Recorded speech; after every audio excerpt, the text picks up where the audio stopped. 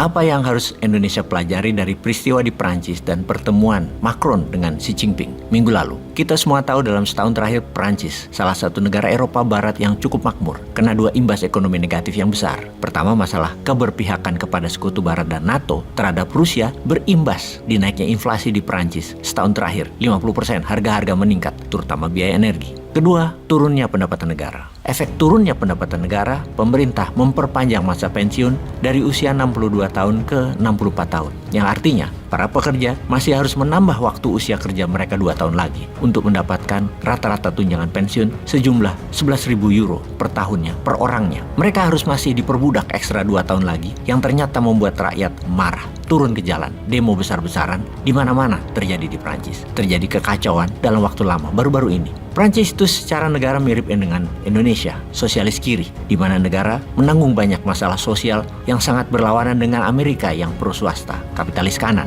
Bagi Prancis, pensiunan itu ada dua macam, yang ditanggung swasta dan yang ditanggung pemerintah seperti pegawai negeri mereka. Bagi Prancis, beban APBN-nya atas ASN, tentara, dan polisi setiap tahun bertambah untuk dana pensiun tersebut, di mana sekarang nilainya adalah 13% tanggungan APBN Prancis terhadap dana pensiun, yang nilainya mencapai 140 billion dolar. Angka itu merupakan 60% APBN-nya Indonesia yang 140 billion dolar biaya pensiunan Prancis. Kalau di Indonesia angka tanggungan dana pensiun 120 triliun atau sekitar 4% dari APBN-nya Indonesia. Mengapa Prancis bisa 13% biaya pensiunannya? Karena populasi atau usia negaranya tua. Hanya 20% penduduk yang usianya di bawah 25 tahun. Sementara yang di atas 60 tahun ada 30%. Di Indonesia yang usia di bawah 25 tahun lebih dari 48%. Di mana yang usia di atas 60 tahun hanya 25%. Generasi muda Prancis tidak kuat menyokong kenyamanan generasi tua. Sementara generasi tua sudah capek kerja dari usia 20 tahun ke usia 62 tahun. Sudah 42 tahun kerja, diminta kerja 2 tahun lagi, jadi 44 tahun pengalaman kerja mereka. Ngamuklah mereka, para kaum pekerja itu.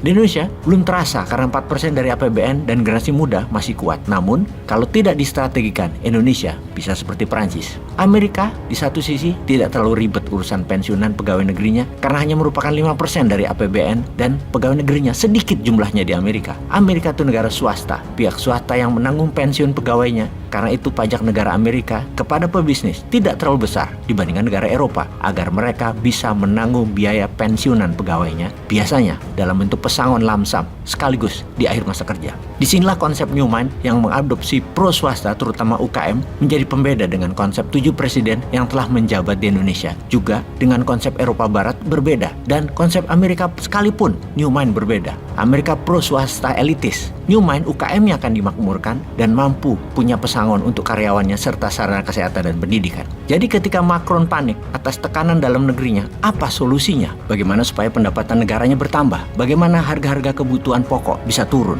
Macron menengok ke Xi Jinping. Tiongkok dengan elegan bermain menyambut peluang tersebut. Seperti biasa, Tiongkok adalah negara soft power. Tiongkok memesan awal pesawat Airbus senilai 137 miliar yuan. Pembayaran dilakukan dengan CNY atau yuan dan bukan dengan US dollar. Ketika Prancis menerima pembayaran, mereka akan menyimpan yuan dan menggunakan untuk membeli produk dari Cina. Mereka juga dapat menginvestasikan yuan di bank-bank Tiongkok untuk mendapatkan bunga. Tiongkok tidak perlu membayar dalam dolar dan Prancis tidak perlu membayar dalam dolar dalam sistem Amerika. Di sisi Tiongkok sekarang, di mana Prancis yang mendapatkan uang yuan dikembalikan lagi manfaatnya dengan memberikan barang Tiongkok dengan harga sangat murah. Inilah strategi Macron menurunkan inflasi 50% di Prancis, terutama pangan dan kebutuhan pokok warga, agar turun dengan cepat harga-harga di pasaran dengan membanjiri barang-barang murah dari Tiongkok. Kedua negara diuntungkan. Tindakan ini gerak cepat Macron yang melihat peluang hanya dengan Tiongkok hal ini dapat dilakukan. Tiongkok ambil kesempatan itu yang sama dengan menekankan kepada Prancis agar Prancis tidak berpihak ke Amerika lagi urusan Taiwan.